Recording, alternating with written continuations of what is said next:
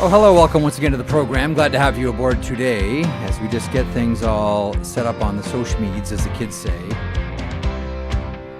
Where are we here? Now we'll get this one sent out on Twitter here in a couple of seconds. In the meantime, welcome to the program. Glad to have you aboard here for this Wednesday, September 24th. Pleasure to be aboard, and a pleasure to welcome back Brian Burke here in a couple of moments. Plenty to get to, and we're going to talk a lot about the summer that was from a general manager's point of view, and then a little bit later on in the program, we're going to talk a lot about the New Jersey Devils and the Luke Hughes situation, which I'll be honest with you, I never thought was going to drag into training camp. I thought that was going to be one of those deals that got done before, but that's reason 7,824 why you don't listen to me on a consistent basis about when players are going to sign contracts. How about that? In the meantime, coming up on the program today, let's get right into our daily outline, presented as always by FanDuel. Daily outline powered by FanDuel. Make every moment more with North America's #1 sportsbook. And coming up on the program today, we used to call it Civilian Friday. Now we're going with Civilian Wednesday. It is our midweek appearance by Brian Burke, former NHL general manager, who is standing by. James Nichols from NJD Hockey Now will stop by as well. We'll talk about the Devils and the Luke Hughes situation. Also, with Brian, we'll get into the Toronto Maple Leafs season on the horizon and what was the Mitch Marner saga over the summer. We will talk about Vancouver and Quinn Hughes. We will talk about Connor McDavid and that situation. And if we have a little bit of time left over, more on the New Jersey Devils, as Sheldon Keefe already has in mind who the replacement for Luke Hughes will be on the blue line if Luke isn't signed by the beginning of the season. In the meantime, it's a pleasure to welcome back someone who really needs no introduction. You've seen him, you've heard him, you've read his words in Burke's Law as well. He is Brian Burke, who joins us for another season here on the sheet. Burke, first of all, thanks so much for being aboard for season 2. How was your summer? Really good, Jeff. How are you? I'm doing well. Every time I texted or called you, you were traveling somewhere. And I want to show a picture here in a couple of seconds that the Brantford Bulldogs crack staff grabbed of you that I want to show all of our viewers here. But you were a busy guy this summer. You're traveling a lot. Went to Stampede. I have a shooting event, Berkey's Targets for Kids at Stampede, Fire Stampede. And went to Stampede, then I went to PEI to visit Dion Phaneuf. Hey, pause on that for 1 second. How's Dion? Tell us. We've talked plenty, you and I, whenever we get together, about Dion Phaneuf. I know is one of your favorite players, one of your favorite captains. How is Dion Phaneuf doing these days, and what is Dion Phaneuf doing these days? He's working for the parent company for the LA Kings, selling advertising and suites and stuff. He's doing really well. He still spends a couple months in the summer in PEI. He lives outside of LA. That's awesome. That's awesome. So sorry, finish your thought. You traveled around. You in Calgary. I know you're in Pittsburgh briefly. Where else did Brian Burke get to this summer? Went to a wedding near Pittsburgh, and then went to see my daughter in Portland, Maine, my old stomping ground. So that was fun. That's awesome. One more thing I want to show here. If we can get this picture up, this is I know you do a lot of work, and you help out a lot of teams and a lot of managers. And this is, I believe, this is Bulldogs and Niagara Ice Dogs. And there you are alongside Mike Galati, who's the director of scouting for the Brantford Bulldogs, Justin Ishmael, who's the assistant general manager, and assistant coach Owen Burnell as well. This is a team that's owned by the Hyman family. What did you do for the Bulldogs this year, Burke? Well, nothing yet. I went to one game. I talked to the players after the game. Spencer Hyman is becoming a good friend. He's asked me to look in if I get a chance. The distance is the problem and the traffic. Sure. From where but I'm going to spend as much time there as I can. I really like the organization. I really like Zach. Really like Spencer.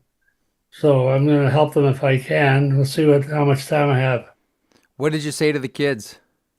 I said, dance with the girl you brung. That's what Pat Quinn told us when we went to training camp. Dance with the girl you brought to the dance. If you're a checker, be a checker. Show them what they drafted you for. If you're a scorer, be a scorer. Don't go there if you're a scorer and think you're going to fight. Dance with the girl to the dance. One of the things that I mean, we've talked about plenty now in hockey at all levels. Everybody can skate, everybody can shoot, everyone can play make. There's a baseline of skill that's higher than ever across all levels of hockey. Are you finding now that managers are saying that's fine, but find me players that can bring me something else? Find me a player that can do all that and can bring some toughness, some intimidation as well. And even if you just watch the NHL preseason, and I know we're only a couple of games in, it's been rougher than we've seen in the last few years. Are we starting, like, is the pendulum, Berkey, starting to swing back a little bit here? Well, I think it did last year in the NHL with Florida. I think they play a style that lends itself to Brian Burke hockey. I think people are realizing it's still important. It still has the place. It still has value. You can teach all the skills drills you want, but if a guy's got to get out of the way and because he's afraid of somebody, he still has value to us. So I think it's coming back. I think that's a good thing. I think the game's gone too soft. Watching that Philadelphia Flyers, and I want to get to the Flyers and Bernie Perron here in a couple of seconds, but watching that Flyers Habs game last night, Nick Delorier, who's just flat out one of the toughest in the NHL, maybe the toughest, takes on Florian Xhekaj, who led the American Hockey League in penalty minutes last year. First of all, I'm not sure if you saw it or if you saw the fight. Good on Florian Xhekaj for taking on one of the toughest. But how many different times and in different stops did you say, "Man, I really want to bring in someone like Nick Delorier," or "I really want to bring in Nick Delorier"? I almost always had a Nick Delorier. I always had a heavyweight most of the time. Not till I had a guy. I always had a guy. See, I think that my theory of toughness is it's lonely if you're the only guy that fights. So I always wanted to have two, three, or four, ideally four. In Anaheim, we had four, we had five or six, but we had four that I could count on to fight if we needed to.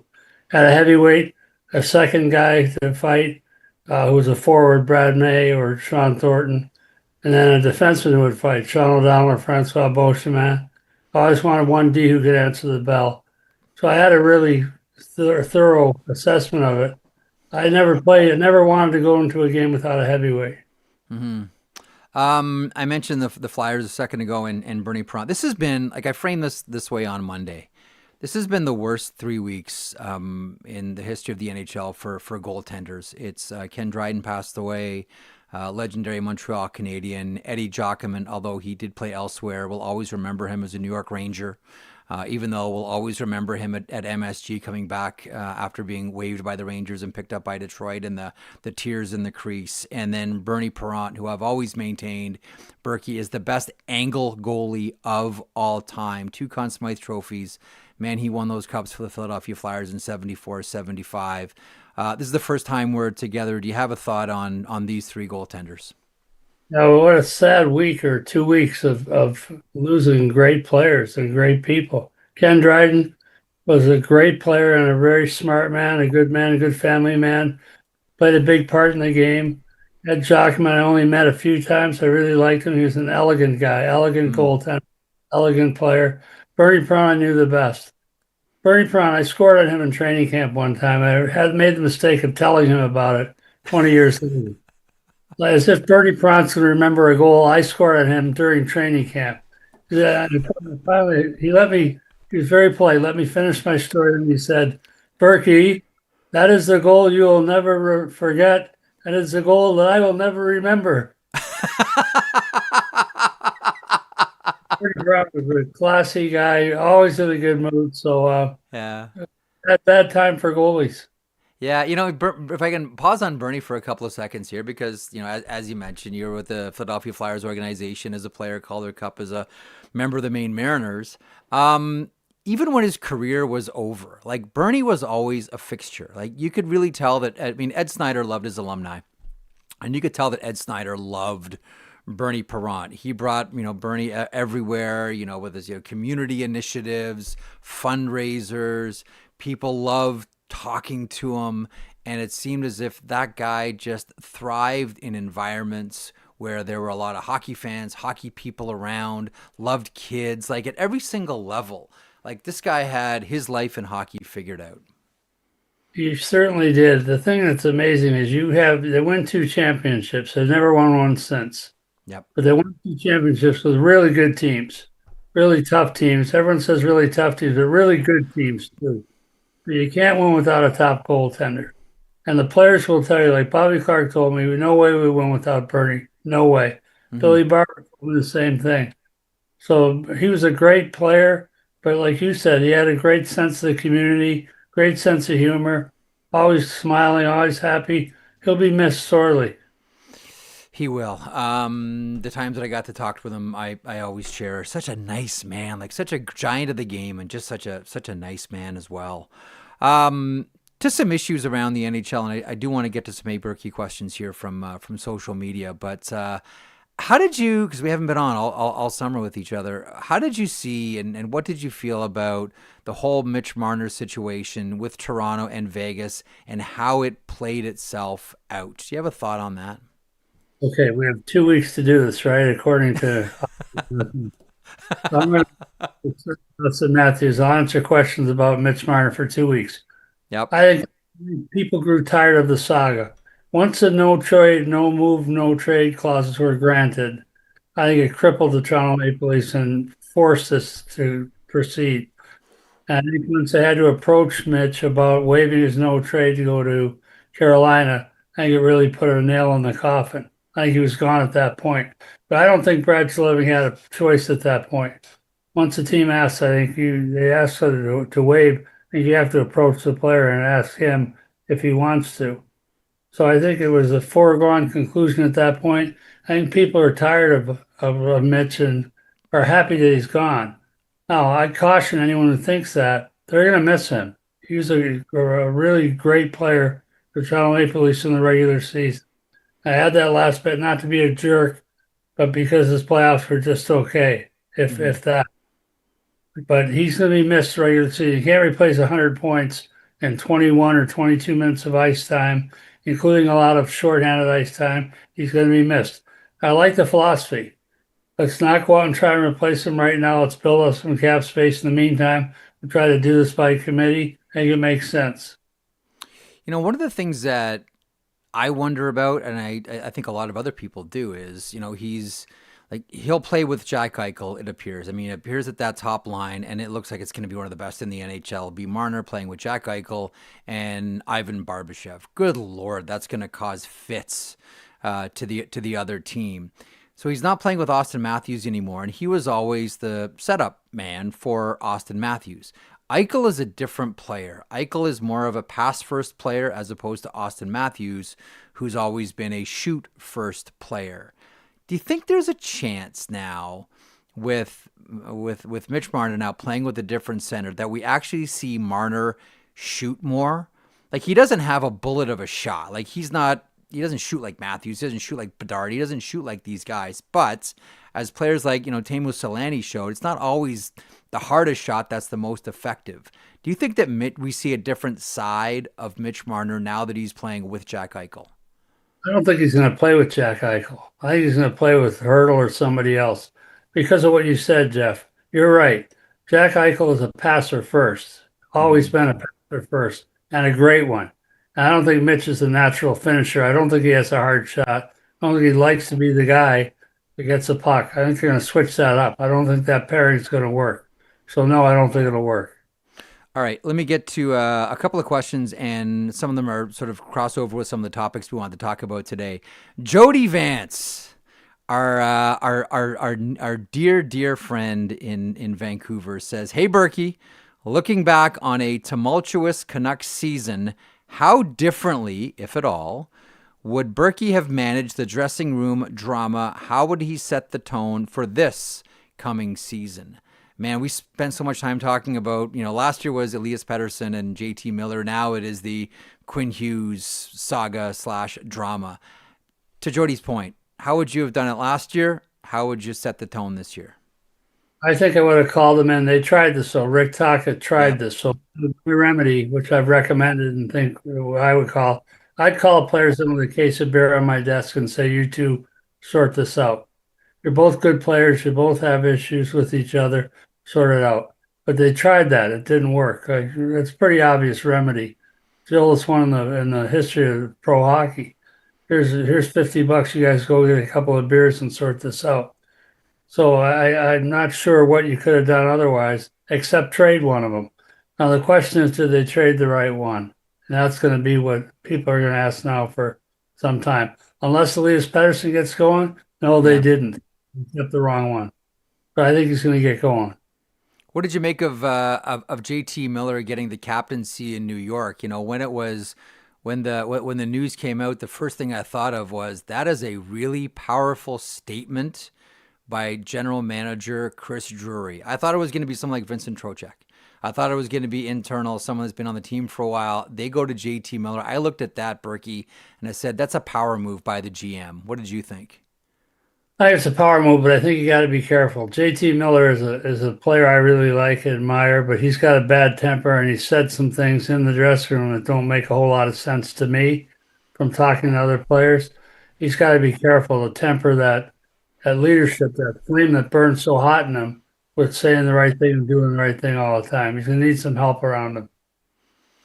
You know, it's interesting you mentioned about running hot. How many times have you had to, if at all, sort of intervene with players and say like, "Hey, man, you're running this thing way too hot. You need to. I understand you want everyone to be accountable, work hard, all that. I get it, but you're running the room too hot." Did you ever have to do that with Yeah, a anyone? couple of times. But generally speaking, the captains that I was very fortunate. I've told this before, Jeff. I had great captains. I inherited some and I appointed some, but I had great captains. I didn't have to say very much very often. I'd say to a guy walking by me in the dressing room, calm down a little bit. You're talking too much, or get off this guy's back a little bit. Might be that simple, walking by a guy or stopping him in the hallway. Never had to call a guy in and talk to him. Hmm. A couple more questions here. From Matt Pisco. Why are general managers so risk averse compared to their contemporaries in other professional leagues? Star players seem to move all the time in EPL, MLB, NFL, NBA. It can't just be the salary cap, can it? There is very much a feeling that a couple of things. One, managers overvalue their players, and two, that unlike in other sports, they're a little bit risk averse, to Matt's point, and don't like pulling the trigger frivolously or otherwise. Well, the shelf life of a GM is so short now. We have a bunch of new owners that came in the last 10 years or so that don't have a clue of what they're doing. It's led to a short career for a lot of GMs, a shorter career for coaches. It's a joke right now. The best thing about the Boston Bruins for me is that they're letting them give them a chance to sort out this mess. They had a great run. Now they've hit a little bit of a bump in the road, and now they're getting a chance to sort it out, which shows great patience and deliberation to me that most owners don't have. So right now, being a GM, you're risk averse. You're goddamn right you're risk averse because you have no idea what the people on the team are going to do if a move isn't popular. How crucial is it then to have the ability to manage upwards and essentially manage your owner if possible? Well, I'm the worst at it. I shouldn't answer that question. I only lasted tour of duty was 6 years. I got fired right after that 6th year. Hmm. I didn't last anywhere. All these great players I drafted and brought in, Sedins, Prongers, they all developed after I left. So I'm the worst guy to answer for this. But in my view, the biggest thing for me was the team was sold 3 times when I was working for a team. Yeah. 3 times the team got sold. I got fired all 3 times. I write that off to that's what happens. That's the way it works. Getting fired for cause or not getting the job done. There's a couple places where that happened, but not so much. Most of us getting fired because the team got sold. Hmm. My advice with GM is do what you think is best. Make sure your owner's on board if you can, but I don't think that these new owners, a lot of them have a clue. I don't think they know what they're doing. So how do you survive in that situation then? Just try to win. Just do the best you can. Win. Your owner has to always understand your plan. One thing I think my owners would tell you is Brian Burke always explained things to us. Even if we pulled the trigger at the end, we didn't agree. We always knew what was going on. Hmm. Here's what we're going to try to do at the deadline. Here's what I think might happen. I think you owe them that. the owners are owed that level of knowledge that they got to know. Is the owner has to know almost as much as you do, as far as what might happen. It's interesting because we look at, you and I have talked about this before. In Canada, there's 40 million general managers. Like, that's just the way it is. Everybody knows how every team should be run. There's 40 million general managers in Canada, and now we're at a place where there are more people who want to buy, and we'll focus on hockey teams. There are more people that want to buy hockey teams than there are hockey teams that are available to purchase. And a lot of people now look at it, and I'm talking about owners specifically, now kind of look at it as, I have my business where I got rich, and now this is the business where I'm going to have fun. I think like this is what you're getting at here, Brian. Like, much like there are 40 million general managers in Canada, there are owners that think that because they have the money, they know how to run a hockey team. Is that what you're getting at? I don't think they even think they know how to run a hockey team. They just want the cachet and the glamour of being an owner. It used to be the turn of the century was a house in the Hamptons or a mansion in Newport. That's what big money was. Someone had a mansion in Newport. Then it became this, then it became that. And private jets now, that was the new big thing. Now private jets, that's nothing. That's part of being an owner.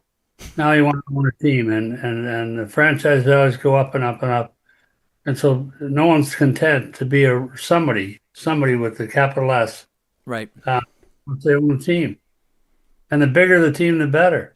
So prices just keep going up. What did the Lakers or the Lakers sell for? 10 billion, I think.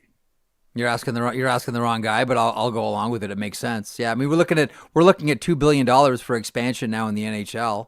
$2 billion, Berkey. Like when you started working with Bettman in 1993, what were franchise values at? Well, I don't know. Like 900,000, maybe 700,000, or 700. Sorry, 700 million. Sorry. No, they were all under 700 million, I'd say. When I started, How much a franchise worth when you started in 93? well, the expansion teams that came in Minnesota were 200 million, I believe. Pretty sure. So that was what, 20 years ago? Yeah. 200 million. It's wild. Let me Lakers, Zach Phillips, our producer, said Lakers valued at $10 billion. So what you're saying is I got it right for once. Yeah, you did. I'm here. Look, I'm here doing dog face because I have no clue, and you nailed that one. You can never make that money back operating a team. Not the Lakers, not any team. Yeah. You can't pencil that money back. You can't do it from television revenue. You can't do it from ticket sales. You can't do it from anything. The only way you can make your money back and make your 10 billion back is when you sell a team when you die. It's a tough way to make a profit on it. It's an equity play. What I was trying to say is I think it was like around 200 million, maybe 100 million when you started with Bettman back in 93. But the couple minutes that we have left with you, I wanted to get your thoughts on Montreal. Like the Montreal Canadiens, they're an exciting team. That was a wonderful season they had last year. Flamed out against the Washington Capitals, but nonetheless, it looks like a team that took a significant jump. And listen, as we all know, rebuilds are bunny hops. You can take a step forward and then leap forward 3. Are you all in on Montreal? Like what we saw last year, was that legit to you, Brian? Yes. I like their management team. I like their coach. I think they're a legitimate playoff team. Now, I think like a lot of teams, they're a little thin in terms of not enough players, but important players. Like an injury to an important player on a team like Montreal can really set them back. So I think they're thin that way. Mm-hmm. Like if somebody gets banged up and misses a month, I think that's going to really set them back. I think he's a really important player. Look at the important players on that team. So I think they're thin that way, but they're thin like Florida's thin. If Tkachuk gets hurt, we're going to find out without Tkachuk, or if Grumpy gets hurt, we're going to play with all those guys. They're thin. But everyone's thin in terms of numbers. But in terms of the quality and importance of players, I like they're going the right way. I think people are really excited about the team too, which is fun. It's listen, I think there's been a lot of the right moves. I think Noah Dobson's going to help them a lot on their back end as another guy that can help on the power play. I'll tell you what, Brian. I know it was kind of maybe a more low key trade. I am a huge fan of Zach Bolduc. Like I was talking to someone in St. Louis as well and said the one thing about Bolduc as well is that we started to see at the end of last year, he has some, like there's some David Perron in that guy's game. Was it 19 or 20 goals last year as a rookie? Like a really nice player, going to settle in on the third line. Will probably end up being a top 6 guy eventually. They gave up Logan Mailloux, the big right shot defenseman, former first round draft pick. So they give up a quality player. But man, I think low key that was one of the best moves I saw all summer long.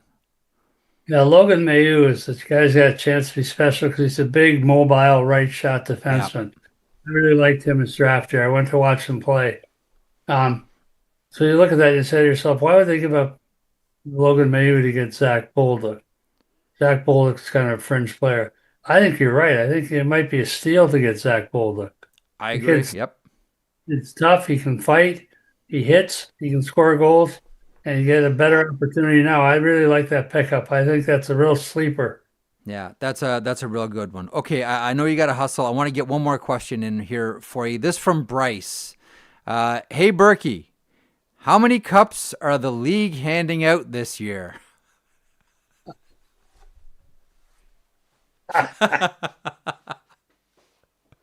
I'll check with the league, but I'm pretty sure it's one. Well, listener, good job. I owe him a beer. All right, Bryce, thanks for sending that one in. Berkey, listen, I know you're busy. Thanks, as always, for stopping by. Looking forward to chatting with you every Wednesday, which is going to be a day that's much more amenable for both of our schedules. So it's going to be good catching up every Wednesday. Thank you, and we'll check back in 7 days. Exciting day. I'm going for lunch with Mike Pellick.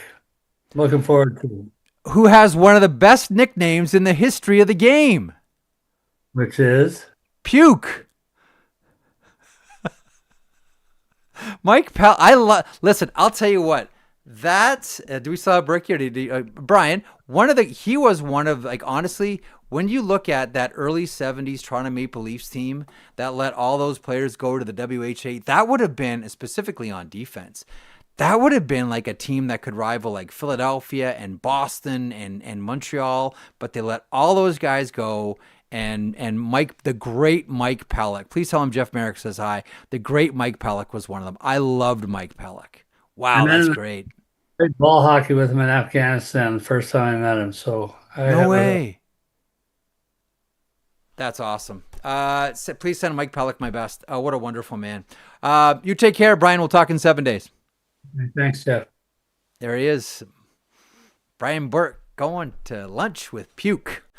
Hey, Zach, how'd you like that to be your nickname?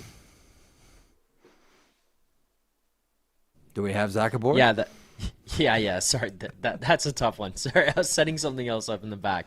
Yeah, no problem. Yes, that puke. How did that come about? What's the story? I'm not sure the origins. Like, there were some great nicknames for guys back then on that Toronto Maple Leafs team. I'm not sure. I mean, I wonder if it's just a variation on Pellick and a play on that, or he actually, I don't know, perhaps was overserved. My favorite from that era, of Toronto Maple Leaf team was Jim Dory, Flipper. You know why they called him Flipper? No, why? Nobody could, you've heard me talk about this before. Nobody could flip pucks out better than Jim Dory. And Jim Dory was tough too. I remember at you'll love this one. So, they used to always do this with the Maple Leafs. They would do, just for like local kids in Toronto, they would do like a pre-Christmas Toronto Maple Leafs practice, right? It would be a skate. And this was on like December 23rd. I want to say it was 23rd. And so the guys were sour that they had to do this skate. And the rink is just like full of kids, Maple Leafs fans, packed the place, Maple Leaf Gardens. And the Maple Leafs are doing an intra-squad scrimmage, blue versus white, I guess they call it now, blue versus white game. And Jim Dory's on one side and Rick Lee is on the other. And every kid is a Maple Leafs fan in this building. Everybody knows and loves every single player on the ice. And the guys are pissed that they have to do this. And there's a scuffle on the boards. And I think it was it was Jim Dory. Jim Dory and Ricky Lee drop the gloves and go for it in front of thousands of children at Maple Leaf Gardens, as all the kids are like horrified. Like, these are two of our favorite players. Like, can you imagine like William Nylander and Austin Matthews at like a little scrimmage throwing down and just throwing, like sandwich grabbers into each other's face? Imagine that for once. But there it was. It was. Jim Dory and Rick Lee. Rick Lee, who I believe punched Valery Harlamov in the handshake line after a WHA Red Army All-Star game.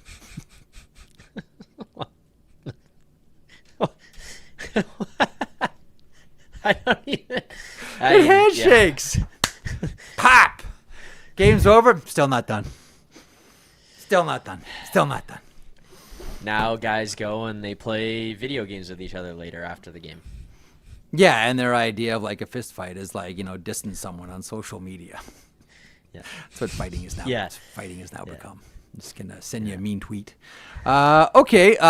Focusing on more drama. Hey, if I told you at the beginning, if I told you like, I don't know, 3 years ago that the only Hughes brother that didn't have drama around them was Jack, that there's going to be a situation where the no drama Hughes brother is Jack Hughes. But here we are. Luke Hughes without contract. Rumors swirling around Quinn Hughes. Here to put the accent on what's next for Luke Hughes and the New Jersey Devils is a really good friend of ours and someone we've wanted to get on the program for a while. James Nichols writes for NJD Hockey Now, covering the New Jersey Devils. He joins me on the sheet. James, how are you, pal? Good to be aboard with you.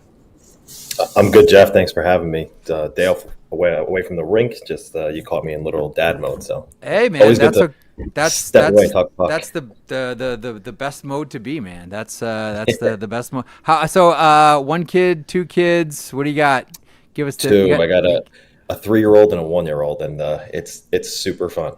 It's the best, and I can already tell that you're not a douchebag hockey dad because you didn't give us their birth years. You actually gave us their ages. I always catch myself. I got like one of my oldest son is 15 and my youngest is 13. And I always catch myself. I'm like, he's a 2010 to 2012, and I'm like, man, you sound like a douchebag, Marek. You really sound like a douchebag when you talk like that. But here we are. Okay, so if I told you a couple of years ago the only Hughes that would not be surrounded by drama was Jack, what would you have said? I would have laughed probably. There's always something going on with the Hughes brothers, it seems, especially these days. And Jack's the one who gets to sit back and watch it all unfold in front of him. So it is definitely interesting times for Devils fans. It's interesting times for Vancouver fans, and you wonder when this is all going to come to a head. You wonder if it all is, everything seems to be sort of marching towards what everyone believes is going to be, the conclusion of them all playing together. Let's bracket the Quinn conversation for a couple of seconds here and focus on Luke. Naively, I'm putting my hand, naively, I thought this deal was going to be done by the time training camp rolled around.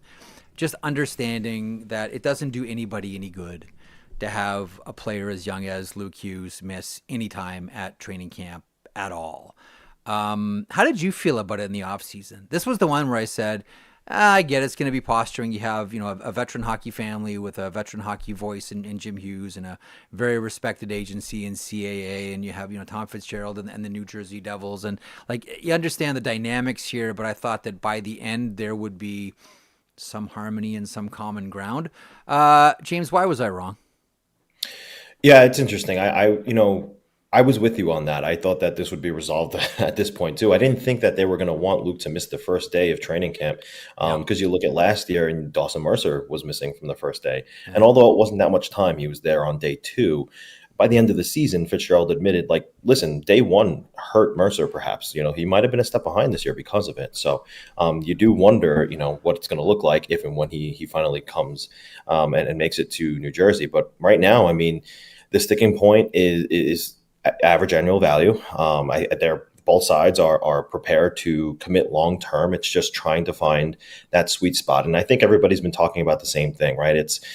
There's an agreement on wanting to be around long term. There's an agreement on wanting a marriage here.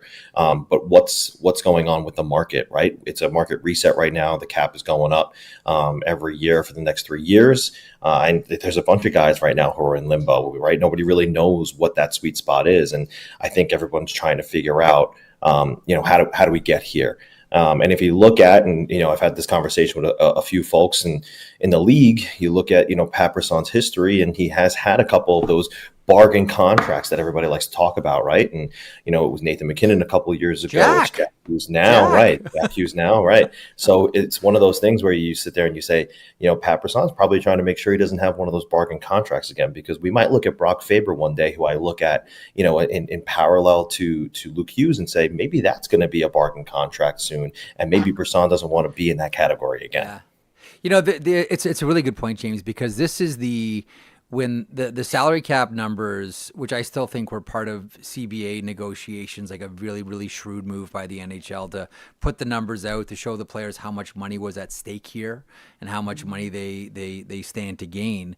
One of the complications with that is, if you're an agent or if you're a manager, how do you do a long-term contract knowing that the agent's not going to want to sign, not going to want to have his client, to your point, sign anything that one day is going to look like the biggest value deal. Oh, I mean, imagine how many times Nathan McKinnon was told, you have the best value contract in the NHL. Yeah, thanks for reminding me. What you're telling me is I'm leaving millions of dollars on the table here. Yeah, that's what. Keep reminding me of that. But how do you do it? Like, how do you do a long-term deal with someone like Luke Hughes, where you're still projecting? Like, we're not dealing with like a body of work that we say, okay, you're going to be able to replicate this for the next 7 or 8 years. You're projecting what he's going to be at when the salary cap goes, from 104 to 113 here in a couple of years, starting next summer.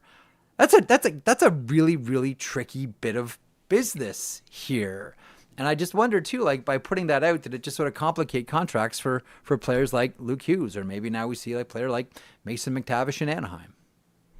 Yeah, for sure. I think it did. I mean, you look at how things are going to change real soon too, right? You're not going to be able to sign an 8-year contract after next September, for the duration of however long the CBA lasts, right? And that makes you wonder, how does that change average annual values year over year? Does that make things become more expensive year after year? And maybe perhaps we're all sitting here saying, does 8x9 sound right for Luke Hughes? But the agent might be sitting there and saying, well, if he's going to sign an 8-year contract, and in 1 year from now or a couple of years from now, another big name defenseman gets a max contract with his team, but let's say it's 10.5. Now suddenly mine's going to look like it's a bargain deal, and that's not something that I want for my player. I want him to be paid properly. So the whole landscape changing has really thrown a big wrench in the middle of all this. And I think that's really the sticking point for a lot of these players. Like you mentioned, McTavish is one of those, Luke Evangelista. And then, there's a lot of big name players out there too right now who are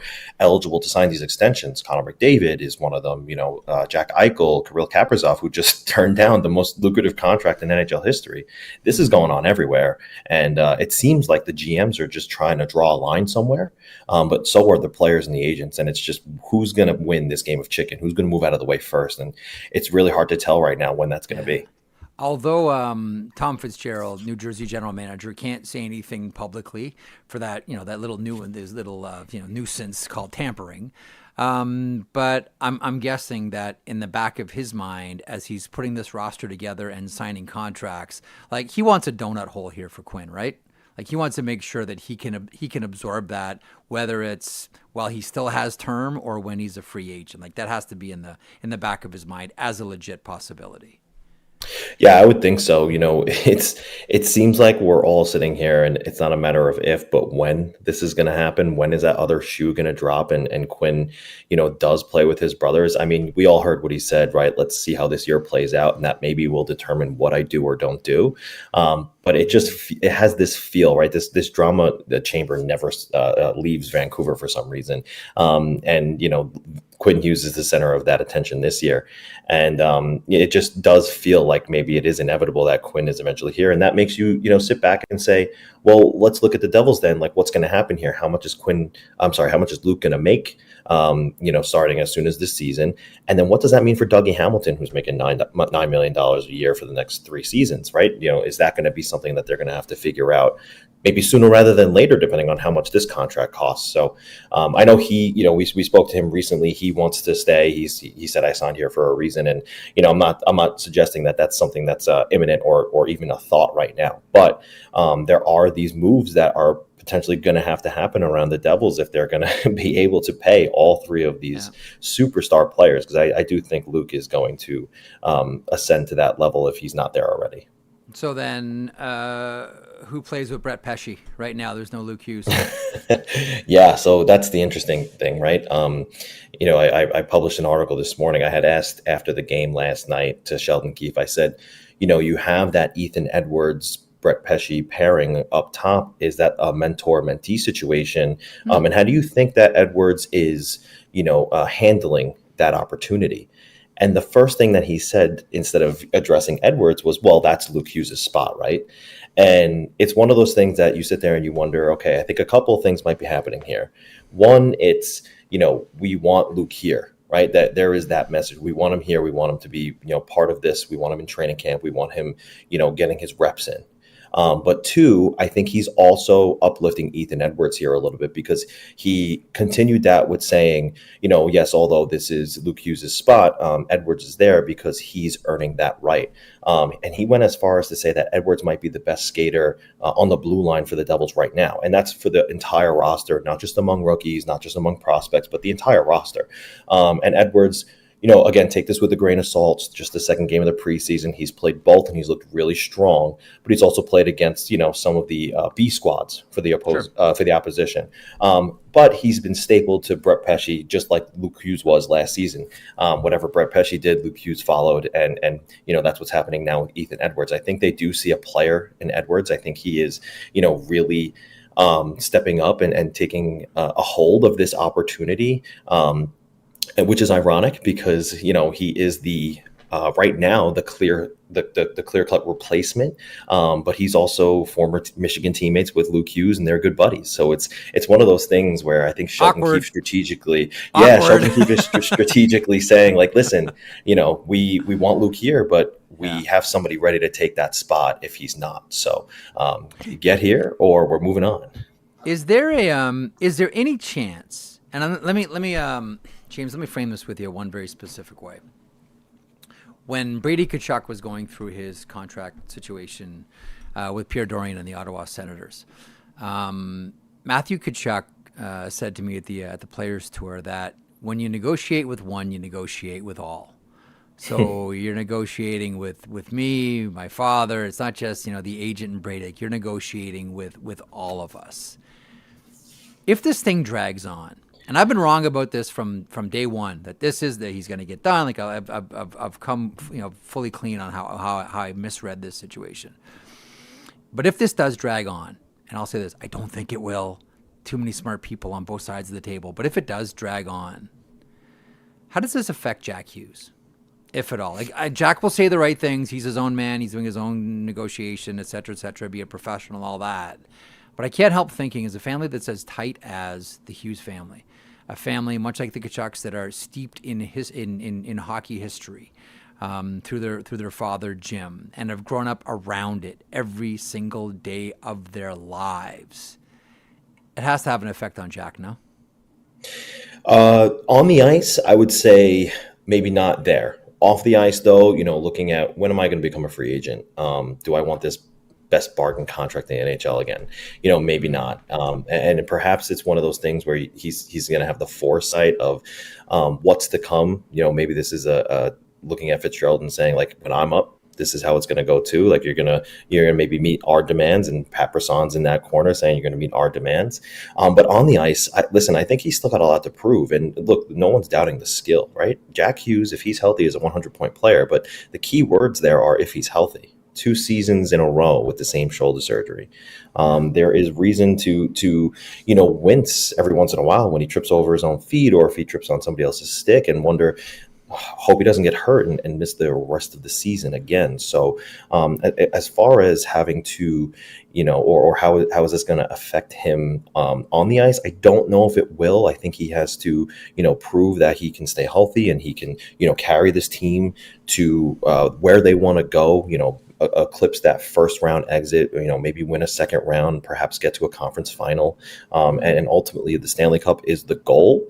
But off the ice for sure, I think down the line, this is, perhaps a message saying like, listen, you're going to pay us. We're the Hughes family. And we're, not only the face of this franchise, but the NHL has taken a pretty keen liking to us as a hockey family. So it's almost like a what's to come for the Devils and Fitzgerald. So you sort of winked at something I was going to ask you there. What would be considered a successful season for the Devils this year? Like, let's say, the minute we're done this conversation, the minute the show goes off the air, the CAA and the New Jersey Devils announce a contract for Luke Hughes. What would construe a successful season for this year's edition of the Devils? Yeah, I think it's a couple things. I mean, you can't really control whether this happens or not, but one, they got to stay healthy. And then two, they just have to reestablish themselves as that team that we saw in 2022-23. Now, do they have to be top 3 in the league? No, perhaps not. But do they have to be at the top of their division? I would think so. And then once they get to the playoffs, it can't be an easy out, right? Yes, they won the first round against the Rangers a few years ago, and then they got to the second round, and Carolina made with them, the way they wanted to. So they at least had to put up a fight in the second round of the playoffs, try to get to the third round, and I think that would be defined as success. But, you look around that room, you look at a lot of the veteran leadership they brought in, Connor Brown's here now, Evgeny Dadonov's here now, and, some of the guys in the room who have been there a while, like Nico Hischier, Jack Hughes, like these guys aren't Jesper Bratt, right? We always forget to mention him. He's probably the most consistent offensive player on the team. But you look at these guys, they're not getting any younger, right? They're in their mid-20s. They're getting to their, the other half of that now. And, this is the prime years of these core players. So they want to be squarely in the mix. They want to be, one of those teams where they know that, whenever a team is coming into town, they're going to say, we're going to have a hard night tonight. It's not going to be an easy game. And ultimately, they're going to want to make some noise in the playoffs. That's what they're going to want. And it can't be, first round and out again. That would be disappointing. All right, 2 questions for you. We'll let you get on with your day and following the Luke Hughes saga. One, what happens with Simon Nemec this year? It's a great question. I think at the end of last season, he really came on well and he showed really strong. And they're really excited about that. So he's for sure going to get the opportunity to take on a full-time role this year. Ironically, the role that he's going to take is the one that was stolen from him by Jonathan Kovacevic. And the circumstance there is Kovacevic is hurt. Yep.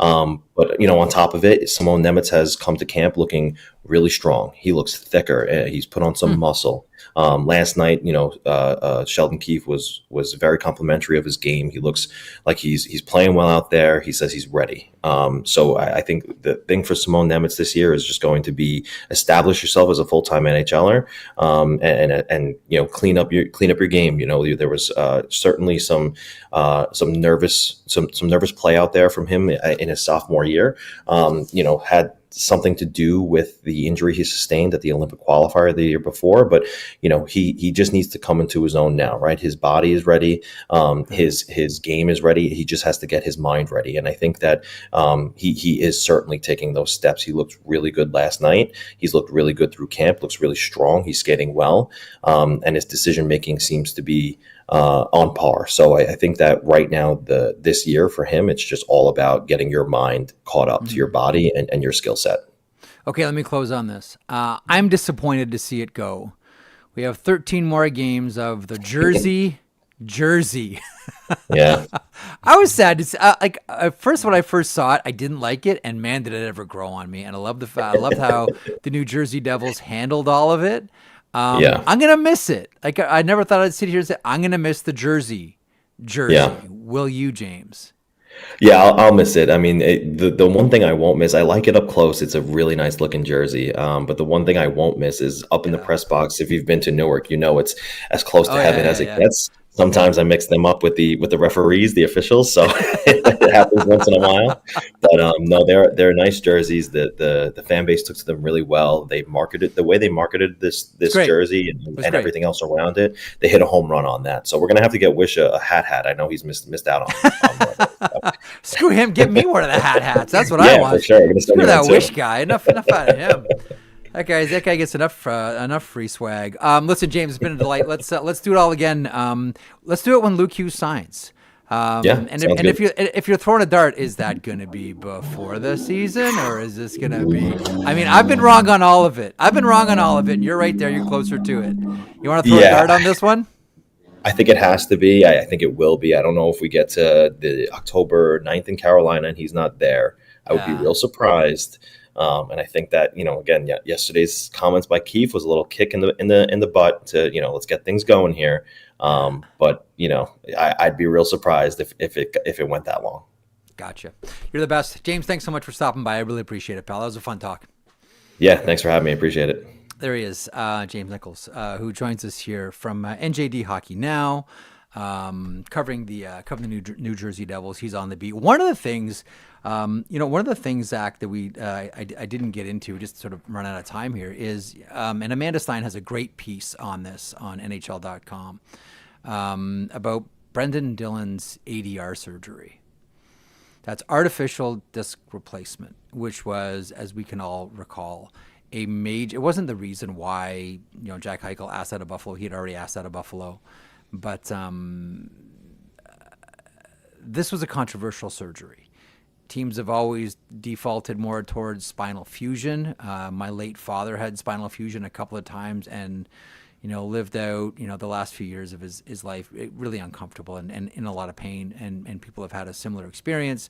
I know ADR pre-Eichel was virgin territory. It had been done in football. It had been done in MMA with Chris Weidman.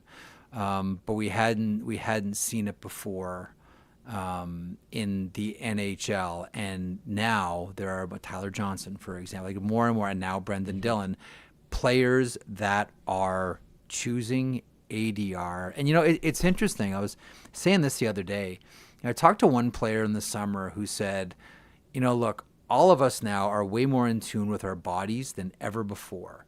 And all of us now, all of us listen to the Huberman Lab podcast, and we all Peter Attia and Driveline. These are great pods for people that are interested in what goes into their body, longevity, health, all these types of things. It's like we all listen to this and we all follow this, and we're all sort of wanting to know the cutting edge of nutrition and surgery, et cetera, et cetera, et cetera. We're tuned into this, and where there's conflict is a lot of teams still have an old school mentality about rehab and old school mentality about surgery, etc., based on historical precedents. I don't know where I'm really going with this, other than it seems now that ADR, and I'm not sure if Buffalo still is no-fly zone for ADR.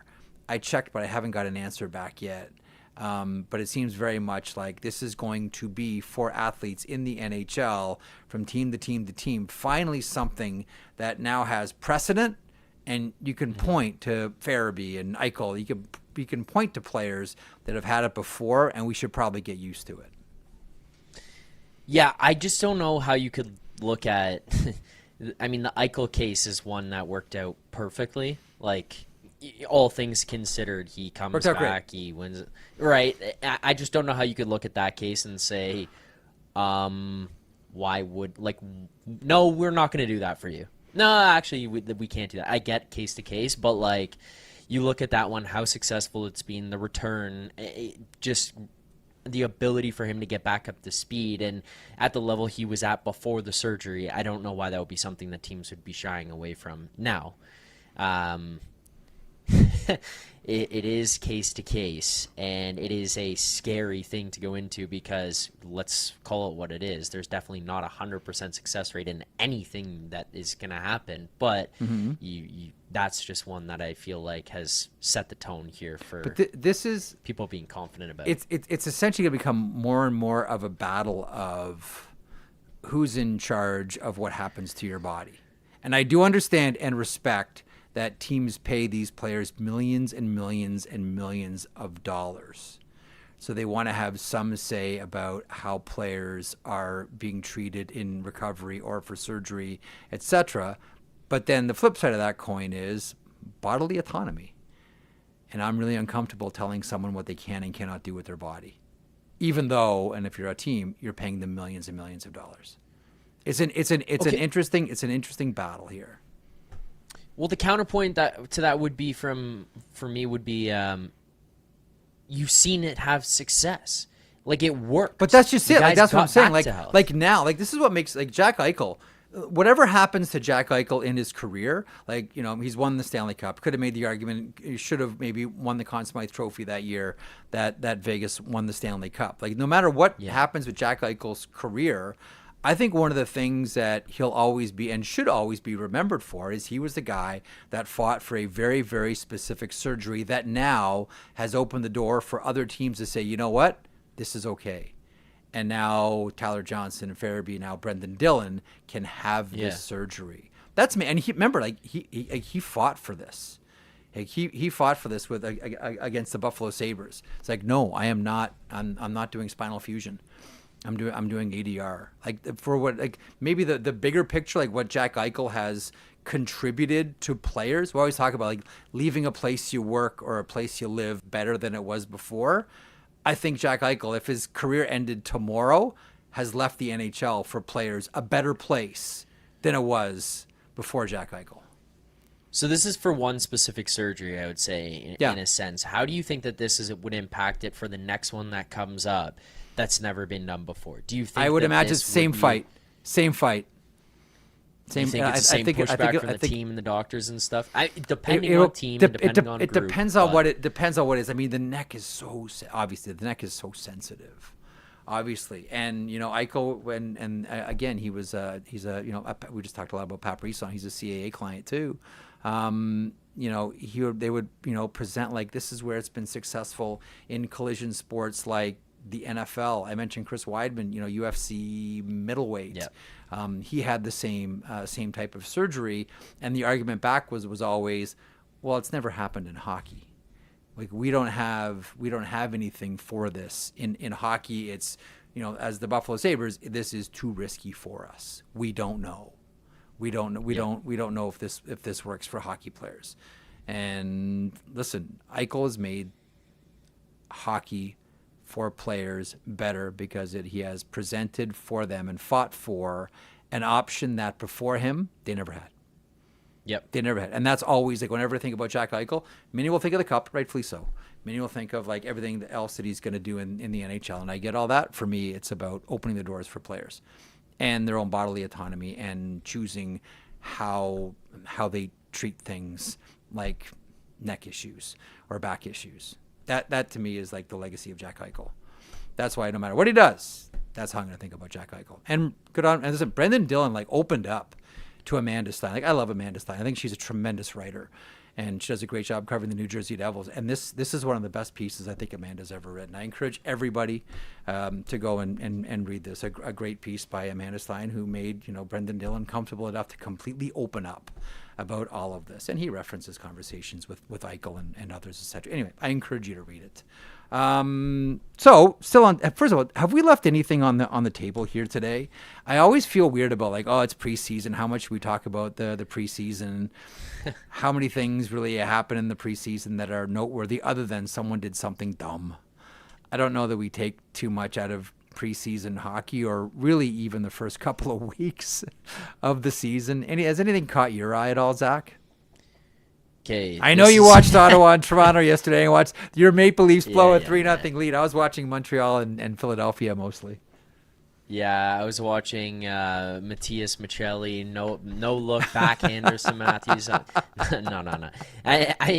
I will say there was one thing that I wanted to give props to, because I think we've covered pretty much everything here, like the big stories that have gone on today. There's one thing. I don't know if you caught the clip that the Oilers put out on social media of Chris Knoblaw announcing Podkolzin had a new extension. Did you see that at all? No, I know. I missed that one. What do you got? Okay, so it's pretty much a nothing clip.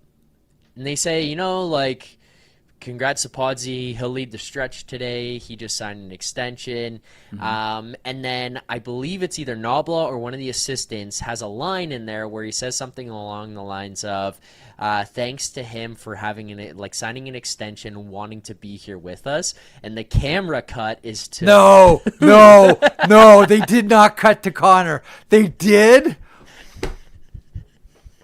Camera cut, Connor smiling at the assistant coach. Camera cut away, and I was like,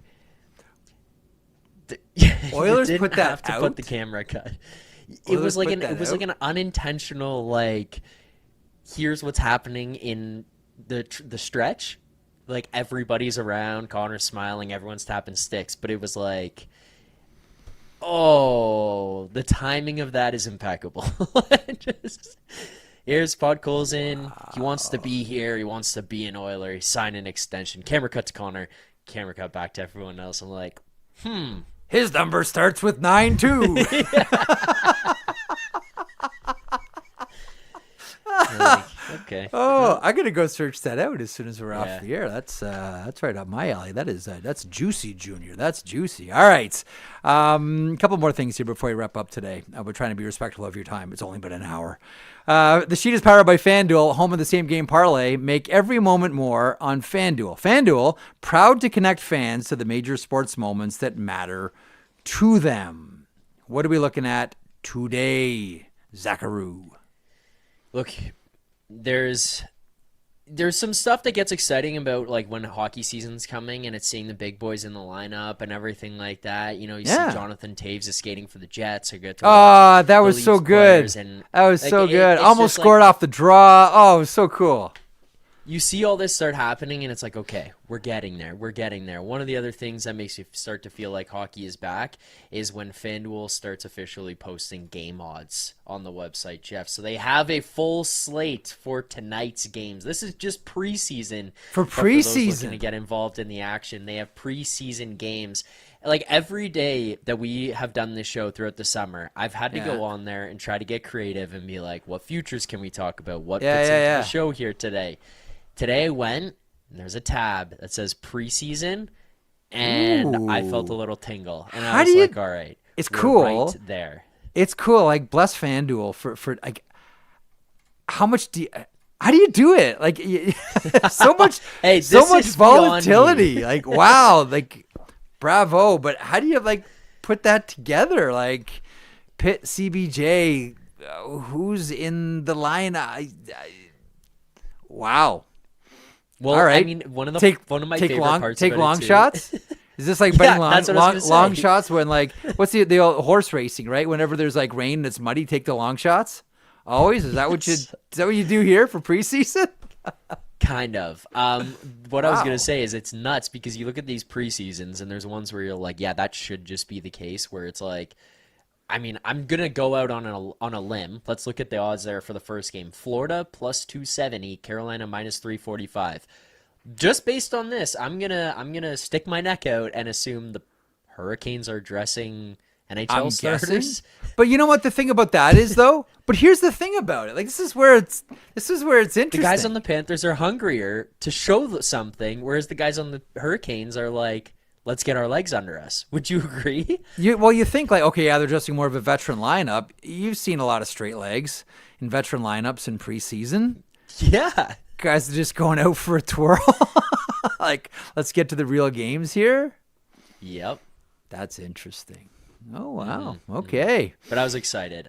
I saw the preseason tab. Cool. That is cool. I saw games tonight, and I was like, okay, we are, like, everything that happens, and you and I talk about it, and we have guests on that talk about it, and it's like, we're that much closer. We're almost there to the legit stuff. Yeah. Seeing these up today was one of those indicators for me. One of the things that I might be in the minority on this, but I really enjoy it. First game of the year, do we know who the officials are? No. Isn't that announced a lot closer too? It is. But there's check Scouting the Refs, which is the best official site going. Because I wonder if we get the little speech, the welcome to the 25-26 season, blah blah blah blah blah blah blah. Let's go, boys! Like I wonder if we get that one. No, I'm looking right now. It looks like the most recently updated officials would be for the Stanley Cup Final Game All right. 6, but there's nothing after Gotcha. that. All right, we will stay tuned to Scouting the Refs to find out who that is and who's going to do it, if we do get one, because I do like it, that tiny little 15-second speech that we get before. Anyhow. Yeah. Yeah, I got nothing here on it. All right, you got nothing. All right, listen, thanks for dropping by. Thanks for sharing your time with us. Thanks for listening on your favorite podcast platform. Please subscribe, please like, leave comments, please. It all helps. Thanks for watching on YouTube. Always appreciate the crew in the chat too. It's always the best. Thanks for watching. Thanks for listening. Tip your Zamboni driver, as you always like to say around these parts. And we will return tomorrow at 1 o'clock Eastern. And then Wyshynski is on Friday for MBSW. And we do have, in the next couple of days, maybe as soon as tomorrow, another announcement to make about someone who's going to be a regular guest here on the pod for this season. So stay tuned for all that exciting information. Thanks for lending your time today. Much appreciated. Conduct yourselves accordingly. Enjoy the rest of your day. We'll talk in 23 hours. Be well.